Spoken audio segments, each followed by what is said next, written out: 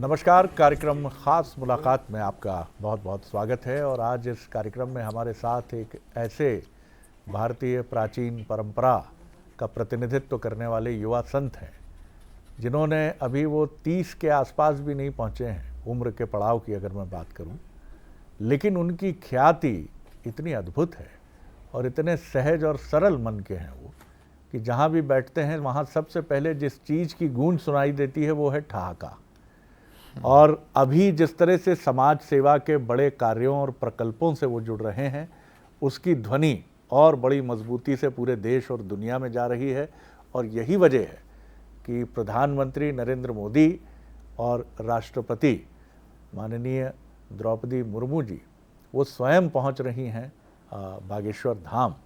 और वहाँ जो ये सेवा के प्रकल्प हैं, चाहे वो कन्या विवाह की बात हो या फिर कैंसर जैसे रोग के विरुद्ध एक आधुनिक चिकित्सा पद्धति के ज़रिए उपचार की प्रणाली की बात हो, क्योंकि मध्य प्रदेश का बुंदेलखंड का ये इलाका उपचार की आधुनिक प्रणाली से अभी भी मैं पूरी तरह से कहूँगा कि संपर्क में नहीं है। उनके पास जो दिव्य हनुमान जी की कृपा से शक्ति है उसका आपने हमेशा ही प्रकटीकरण देखा है, लेकिन वो बहुत विनम्रता से भगवत और हनुमत कृपा कहकर आगे बढ़ जाते हैं। तो भेंट करिए, मेरे साथ हैं युवा संत धीरेन्द्र कृष्ण शास्त्री जी। बागेश्वर धाम उनका बहुत ही लोकप्रिय और बहुत ही पूरी दुनिया में ख्यात नाम है। प्रणाम कर रहा हूँ आपको, कैसे हैं आप? बहुत बहुत धन्यवाद, आपकी जय हो। हम बहुत अच्छे हैं हनुमान जी की दया से। जी, अपना ध्यान भी रखिए, क्योंकि ये खबर हम तक पहुँच रही है कि बहुत परिश्रम कर रहे हैं आप, क्योंकि 2 बड़ी विभूतियाँ भारत भूमि की ही नहीं विश्व की वो वहाँ पहुँचने वाली हैं। तो सबसे पहले ये बताइए कि इतने सारे काम आपने हाथ में ले लिए हैं, मानव सेवा के लिए तो आप प्रयास करते ही हैं जब आपका धाम में जब लोगों की पीड़ा आप सुनते हैं, लेकिन उसके साथ कन्या विवाह और फिर कैंसर का ये आधुनिक उपचार का ये एक जो सरंजाम है, कैसे ये बात विचार में आई? थोड़ी सी पृष्ठभूमि बताइए इसकी।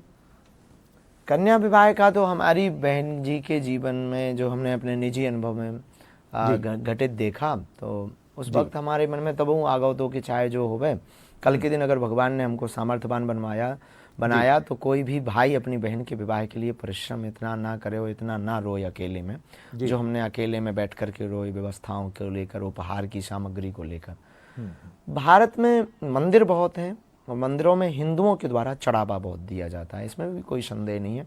इसलिए भारत के ऐसे ऐसे भी मंदिर हैं जिन्हें रिचेस्ट गॉड भी कहा जाता है। जी हाँ। तो हम चाहते हैं कि इस भारत के इतिहास में एक नई क्रांति खड़ी हो कि जो कमेंट करते हैं कि भारत के मंदिर तो पुजारियों के काम आते हैं, अब भारत के मंदिर से समाज को क्या लाभ है, देश को क्या लाभ है।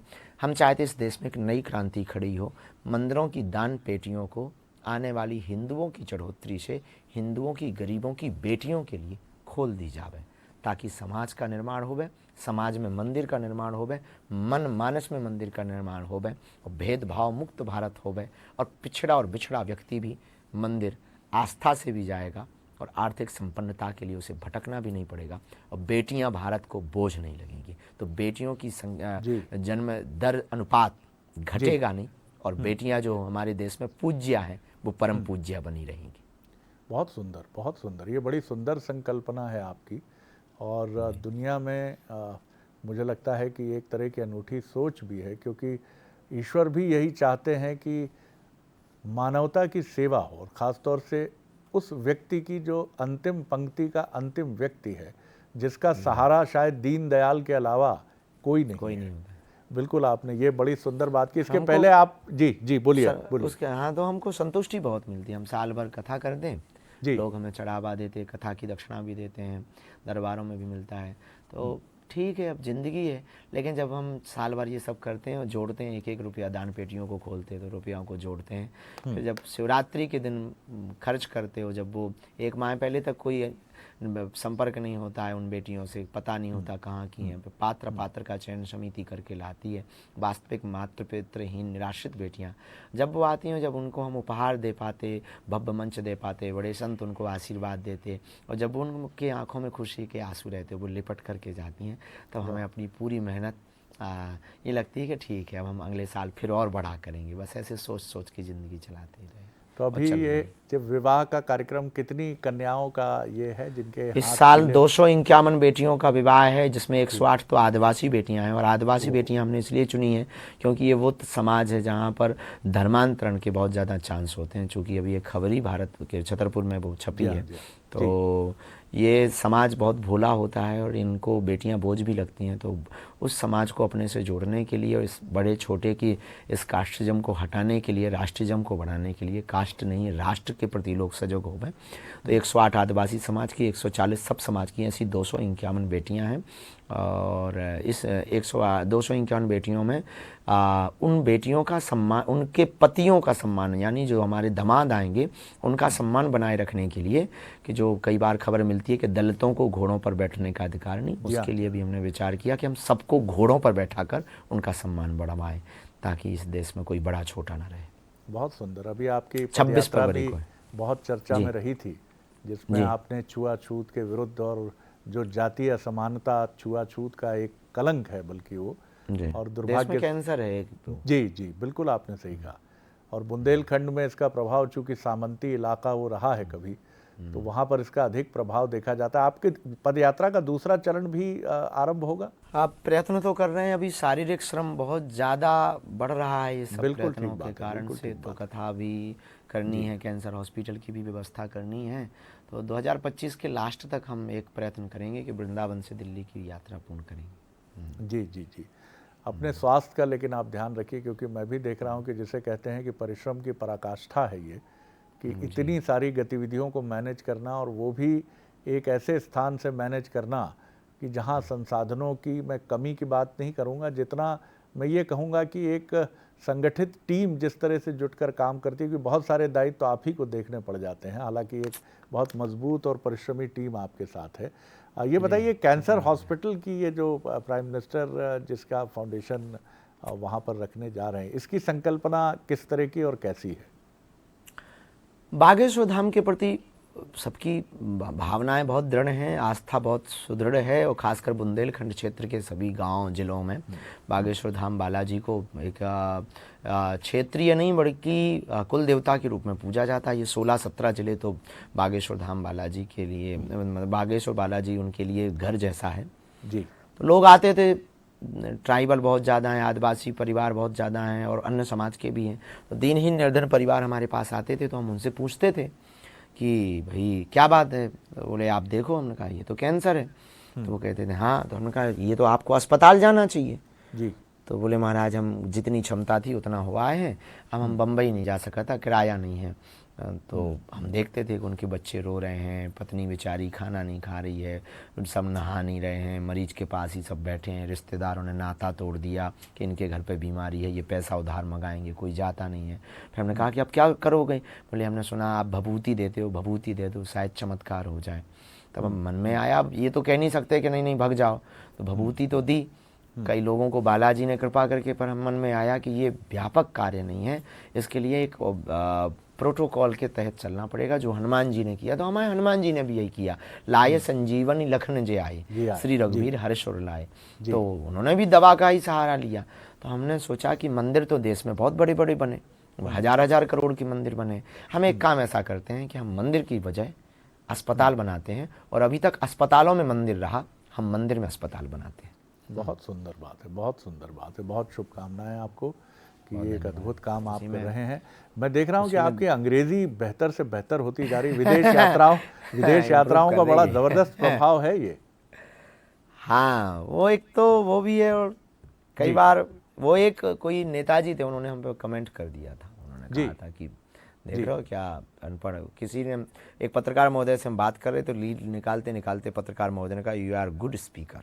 वाह वाह। तो हमने लीड निकाली तो वो चालू था, ऑन था कैमरा। तो हमने पूछा कि हमको ये जो सामने वाले पत्रकार महोदय हैं, हमने कहा, उन्होंने कहा कि यू आर गुड स्पीकर, इसका मतलब क्या होता है? तो एक नेता ने उतना कट वीडियो का पोस्ट किया था ट्विटर पे, एक्स पे। उन्होंने फिर कहा कि देख रहे हो देश के बाबाओं का ये हाल है। तो उसी दिन हमने मन में ठान लिया था कि इसको अंग्रेजी में ही ठटरी मारेंगे। बिल्कुल बिल्कुल। और एक चीज़ मैं ये भी देख रहा हूँ कि हमारे प्रधानमंत्री जिस तरह से बहुत छोटे छोटे से बिल्कुल फार्मूले जैसे वाक्य गढ़ते हैं। आपने एक वाक्य अभी बोला कि कास्टिज्म नहीं, राष्ट्रिज्म की जरूरत है। तो ये भी आप बड़ा ज़बरदस्त काम कर रहे हैं कि बड़े, मैं देखता हूँ कि आपके जब आप लोगों की पीड़ा निवारण करने के लिए बैठते हैं तब भी आप बड़े बड़े आपके पंच जो होते हैं छोटे छोटे से किसी कविता की तरह होते हैं।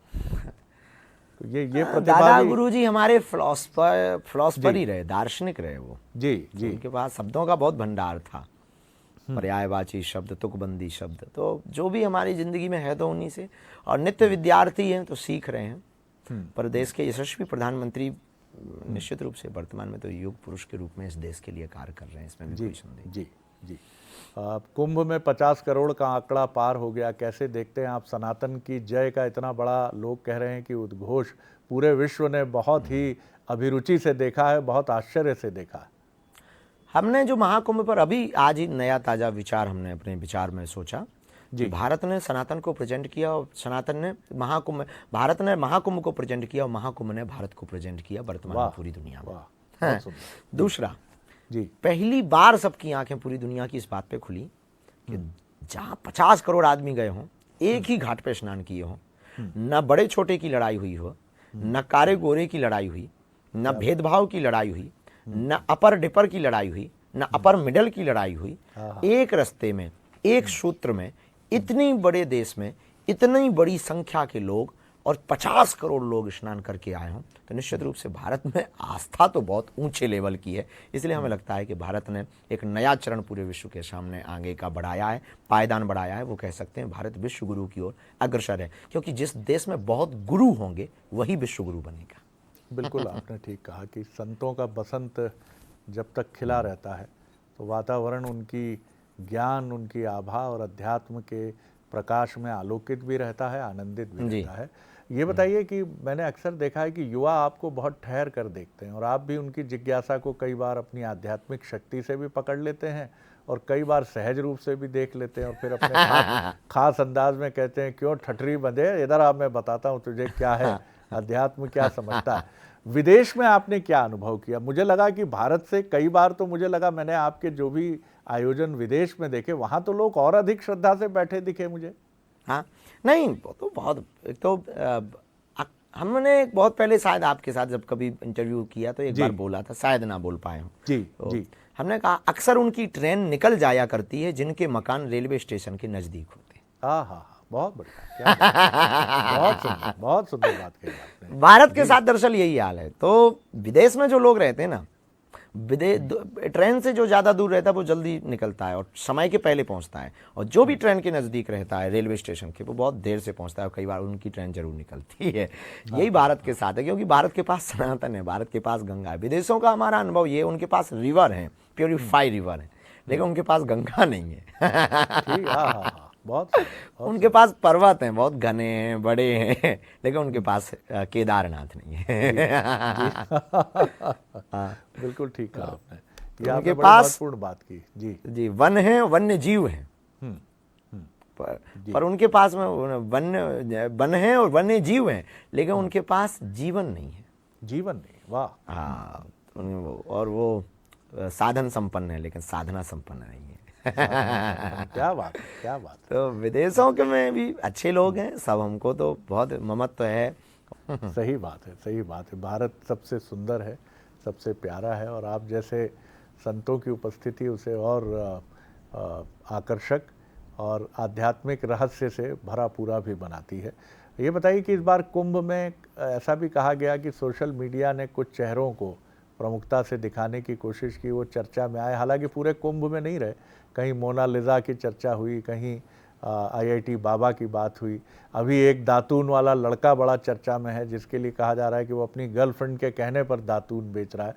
इन सब चीज़ों को आप क्या कहेंगे लोगों से, क्योंकि लोग सुनना चाहेंगे आपको? क्या इन चीज़ों को महत्व बिल्कुल नहीं दिया जाना चाहिए, या महत्व मिल भी जाए तो कोई हर्ज नहीं? तो उससे कोई दोष नहीं होना चाहिए। अब अगर हम ये कहें कि ये रील से वायरल होना बेकार है, तो हम लोग हमको ये कहेंगे, वाह महाराज आप भी तो रील से ही वायरल हुए। क्या बात, क्या बात, बहुत सुंदर, बहुत सुंदर बात। तो ये टिप्पणी करना मूर्खता है। लेकिन हाँ, हमने ये कमेंट जरूर किया था उस वक्त कि महाकुंभ अपने मेन मुद्दे से भटक रहा है।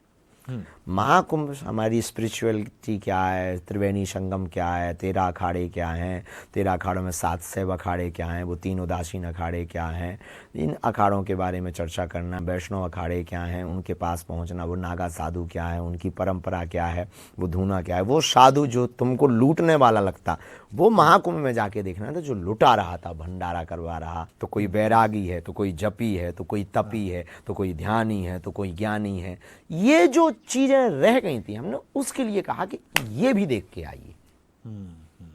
बहुत कुछ था, तो बहुत कुछ है महाकुंभ में, बहुत कुछ था, तो कुछ दिनों के लिए जरूर, पर ये नहीं है कि इनको महत्व नहीं देना चाहिए। वो भी बहुत अनूठी बात है कि भाई पढ़े लिखे लोग केवल अनपढ़ ही साधु नहीं बनते, पढ़े लिखे भी कई बार मस्त मलंग हो जाते हैं। तो IITian बाबा ठीक बात है। स्पिरिचुअलिटी का जो मजा है वो अलग है जी। अलग है। मुझे कई बार ऐसा लगता है, इसको अगर मैं सही नहीं हूँ तो मेरी इसको धृष्टता मान के क्षमा कीजिएगा, मुझे ऐसा लगता है कि आपके भीतर का जो स्वभाव है उसको आप अपने एक मस्त मौला स्वभाव से, कि मुझे ऐसा लगता है आपके भीतर धीरेन्द्र कृष्ण शास्त्री जी के भीतर एक बहुत भावुक, एक बहुत, अभी आपकी उम्र ही क्या है मैं ये भी कहूँगा, एक ऐसा युवक है जो बहुत रुचि से दुनिया को देखता है, लेकिन अब चूंकि वो युवक इतने बड़े संत में परिवर्तित हो गया है, तो कहीं ना कहीं ये एक कॉन्फ्लिक्ट भी चलता है, एक द्वंद्व भी चलता है, जिसको आप अपने ठहाके के पीछे छिपा लेते हैं। क्या मैं सत्य के निकट हूँ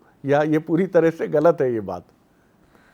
नहीं, एक हमारी जिंदगी में एक थोड़ा सा जीने का तरीका ऐसा है कि हम जो बीत गया तो उस पर तो सोच नहीं पाते हैं, जो आने वाला है उसका केवल तैयारी करते हैं। प्रेजेंट में हमको बहुत ज़्यादा मज़ा रहता है कि आप सामने हैं तो बस अब आप सामने हैं, हम आपसे बात कर रहे हैं तो आपसे ही बात कर रहे हैं। अब हमें ये खबर नहीं है कि जो सामने कैमरा वाले बैठे वो हमें किस दृष्टि से देख रहे हैं, क्योंकि ये उनकी टेंशन है कि हम कैसे बैठे। बहुत सुंदर, गजब, वाह। ये आपका तनाव का विषय नहीं है ये जी। ये हमारा नहीं, ये उनका तनाव का विषय है, ये उनका तनाव देने आए लेने जी जी जी जी जी, सही बात है, सही बात है, बहुत सुंदर। तो आप प्रेजेंट में जीने में बहुत मजा है, प्रेजेंट में रहते हैं, हम गीता भी यही कहती है जी। हाँ, हमारे भगवान ने भी, दार्शनिक भी यही कहते हैं, जितने भी फिलोसफर हुए भारत के, क्या भारत के भी जितने भी दार्शनिक दर्शन शास्त्र हुए वो भी यही कहते हैं। आप पातंजलि को पढ़ो या चाणक्य को पढ़ो या फिर तुलसीदास जी को पढ़ो, या फिर विदेशी में भी आप अरस्तु को पढ़ो, प्लेटो, लाओ त्से, डायोजनीस, सुकरात, इन सब ने भी यही कहा। इसलिए हमने एक दिन विचार में कहा, एक व्यक्ति से कहा था कि ना तुम नास्तिक बनो ना तुम आस्तिक बनो, बनना ही है तो तुम वास्तविक बनो। क्या बात है, वास्तविक रहो, वास्तविक रहो। इतनी व्यस्त आपकी दिनचर्या है और इतना आप आनंदित रहते हैं, जैसा आपने कहा, तो मुझे लगता है आपको कभी मन को, जिसको कहा जाता है मन का रंजन या मनोरंजन, उसकी आवश्यकता आपको पड़ती नहीं होगी कि कभी कुछ सिनेमा की तरफ चले जाएं, संगीत की तरफ चले जाएं, क्योंकि समय भी नहीं है। और लेकिन फिर भी कभी वक्त मिलता है तो क्या, बहुत लोग मुझसे पूछते हैं कि आप आचार्य जी से, धीरेन्द्र कृष्ण शास्त्री जी से संवाद करते हैं तो क्या वो किशोर कुमार के गीत सुनते हैं, या उनका भी कोई प्रिय अभिनेता है, कोई अभिनेत्री है जो उनको अच्छी लगती है, क्या वो फिल्म देखते हैं? तो आज थोड़ा उन लोगों की जिज्ञासा का भी शमन कर दीजिए। एक तो पहली बात, हम मनोरंजन खुद हैं। अरे कमाल, प्रणाम कर रहा हूँ। अच्छा, प्रणाम। दूसरी बात, हम मनोरंजन से ज्यादा मनोभंजन पे बहुत भरोसा करते हैं।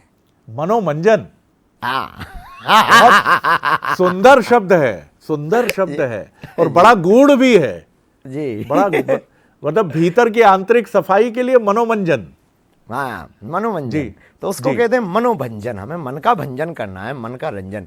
लेकिन ऐसा भी नहीं है कि हम इनसे परे हैं। हमें ओल्ड फिल्मी गीत हमको पसंद है और पुराने गीत पसंद है, पर हमको ये प्रेमिका के लिए गाना वाला पसंद नहीं है जी जी, अपने प्रियतम के लिए गाने वाला बहुत पसंद है। वाह वाह वाह। हाँ, तो अगर ऐसा कोई गीत तो हमें एतराज भी नहीं है, और हम भी गुनगुना देते हैं, हमें भी कोई ऐसा बंधन भी नहीं है।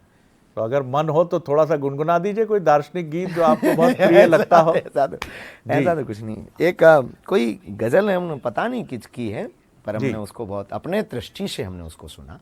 अब लोगों की क्या दृष्टि है वो उनका, नहीं बिल्कुल सही है, वो तो जैसा वो कहते हैं अपनी दृष्टि है, तो पता नहीं अब कमेंट क्या लोग देंगे, वो उनकी अपनी निजी राय है। तो हमने एक गजल सुनी थी किसी की जी, तुमको देखा तो ये ख्याल आया, वाह, जिंदगी धूप तुम घना साया, वाह वाह वाह वाह। तुमको देखा तो ये ख्याल आया। अंतरा बहुत प्यारे थे, बहुत प्यारा। और ये ईश्वर, मैं भी इसमें ईश्वर की छाया देख रहा हूँ। हाँ, कि तो उसके अंतरा एक बहुत प्यारा था। हाँ सुनाइए वो सुनाइए। कहते जी जी। हम जिसे गुनगुना नहीं सकते, वाह। हम जिसे गुनगुना नहीं सकते, वक्त ने ऐसा गीत क्यों गाया, वाह वाह। तुमको देखा तो ये ख्याल आया। ये हूँ। क्या बात है, क्या बात है। बहुत गूढ़ता है और उतनी ही ईश्वरवादी दृष्टि है। बहुत बहुत बहुत अच्छा लगा। बस अंत में एक दो प्रश्नों के साथ मैं इस बातचीत को समाप्त करूंगा। विश्वामित्र की भूमिका, बिल्कुल ठीक कहा आपने। बहुत सुंदर अभिव्यक्ति है और इससे कोई इनकार नहीं कर सकता और इससे कोई फर्क तो भी नहीं उनका जो पड़ता। 23 तारीख का आने का बना है, तो जी। उनके आने से निश्चित रूप से ये बुंदेलखंड के 17 जिले, मध्य प्रदेश और ये पूरा बागेश्वर परिवार गौरवान्वित होगा, इसमें तो कोई संदेह नहीं। बस यही है कि कोई भूल ना हो जाए, वो आएँ तो बहुत प्रसन्नतापूर्वक जाएं। बुंदेलखंड के लोग भी उनको खूब धन्यवाद देवें और उनको खूब आशीर्वाद देवें। हमारे बालाजी भी उनको खूब आशीर्वाद देवें। बस इन्हीं तैयारियों में हम लगे। मैं आपको आश्वस्त करता हूँ, हालांकि आपसे कई सौ किलोमीटर दूर हूँ, लेकिन आपका मंतव्य इतना पवित्र है और जिनके साथ स्वयं ईश्वर कहीं ना कहीं संलग्न हो, आप एक ऐसे व्यक्तित्व हैं, तो आपका ये आयोजन अभूतपूर्व, ऐतिहासिक, सफल ही नहीं होगा बल्कि इसकी चर्चा होगी। और इसी के साथ आपकी जो, क्योंकि जो वही व्यक्तित्व है जो अपनी मिट्टी के प्रति एक अनन्य प्रेम से भरा होता है। और आपको मैंने हमेशा देखा है कि बुंदेलखंड आपका प्रिय क्षेत्र, आपका प्रिय गांव, आपके हृदय में ऐसे ही धड़कता है जैसे हृदय धड़कता है और ये भाव आपको सबसे अलग भी करता है।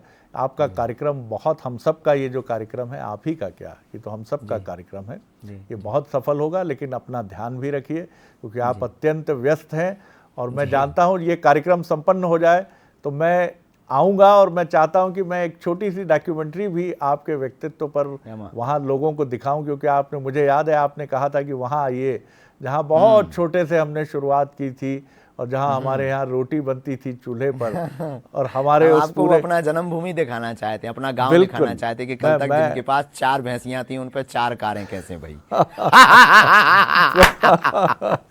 आज तो लेकिन आप इनके बीच भी इस वैभव पर ऐसे ही अट्टहास लगाते हैं कि जैसे एक मलंग होता है, एक फकीर होता है, वो हंसता है। अच्छा, अच्छी लड़की जरूर, हम सबकी ये भी इच्छा है कि वो प्रक्रिया भी चलती रहे। आज हम वही सोचे कि आज नियम कैसे टूट रहा, ब्याह की बात नहीं हुई। तो वो, उसके लिए तो रास्ता हमेशा खुला है, आपने कभी उसको निषेध, कभी बंद नहीं किया। शादी के लिए क्या मना करना है। वाह वाह। संन्यास से गृहस्थ आएंगे तो बुरा होगा, गृहस्थ से संन्यास जाएंगे तो बढ़िया होगा। बहुत सुंदर, ये भी बहुत गजब पंचलाइन है आपकी ये कि गृहस्थ से संन्यास जाएंगे तो, तुलसीदास तो इसी परंपरा से आगे गए और अद्भुत संत के रूप में और मानस उन्होंने जो दिया हमको। मैं बहुत आपको प्रणाम करता हूँ आचार्यवर धीरेन्द्र कृष्ण शास्त्री जी। आपसे मिलकर, आपसे बात करके हम बहुत आनंदित होते हैं, सबसे ज्यादा। मुझे भी ये भाव हमेशा मेरे मन में रहता है। आपसे बात करता हूँ तो ऐसा लगता है कि मेरे मन में वो उम्मीद जो संतों को लेकर एक बहुत प्राणवान कर देती है, ऊर्जावान कर देती है, वो आपसे होता है। तो आपका ये जो बहुत बड़ा कार्य है, धनुष यज्ञ है, ये सफल होगा। हम सबकी शुभकामनाएं हैं, लेकिन आप अपना बहुत बहुत हमारा बहुत आपको भी निमंत्रण और पूरे बंसल न्यूज के सभी दर्शकों को हमारा हम सब रहेंगे, हम सब रहेंगे तारीख को जी, हम सब रहेंगे। बहुत धन्यवाद कर रहा हूँ जी जी। हाँ, आपसे बात करके हम यूं कह सकते हैं कि हम अपने दर्पण से बात करते हैं। अरे वाह, ये बहुत बड़ा मेरे लिए कॉम्प्लीमेंट है, बहुत बड़ा कॉम्प्लीमेंट। तो ये थे आचार्य धीरेन्द्र कृष्ण शास्त्री जी, अपने उसी सहज और सरल स्वरूप में बहुत महत्वपूर्ण वो बात कहते हैं कि गृहस्थ से संन्यास की तरफ जाना ही उपलब्धि है। और वो कहते हैं कि भारत आज विश्वामित्र की तरह विश्व मित्र करने की तरफ जा रहा है, विश्व बनाने की तरफ जा रहा है। और सच बात है ये। और कैंसर का जो उन्होंने एक हॉस्पिटल का जिसका उद्घाटन प्रधानमंत्री जी के कर कमलों से होगा, ये बुंदेलखंड के लिए एक बड़ी देन होगी। और वो अपने बुंदेलखंड के जितने भी ज़िले हैं उन सबको बहुत प्रेम से याद करते हैं। तो बहुत महत्वपूर्ण है एक ऐसे संत से बात करना जो अभी 30 वर्ष के भी पूर्ण नहीं हैं, लेकिन वो विवेकानंद और भारतीय प्राचीन परंपरा के उन्हीं संतों के रास्ते पर हैं जहाँ मानवता की सेवा और मानवता के कल्याण के अलावा शायद दूसरी कोई सोच नहीं होती है। एक बार फिर उनको प्रणाम और धन्यवाद। और बने रहिए बंसल न्यूज़ पर। खबरों का क्रम निरंतर जारी है। नमस्कार।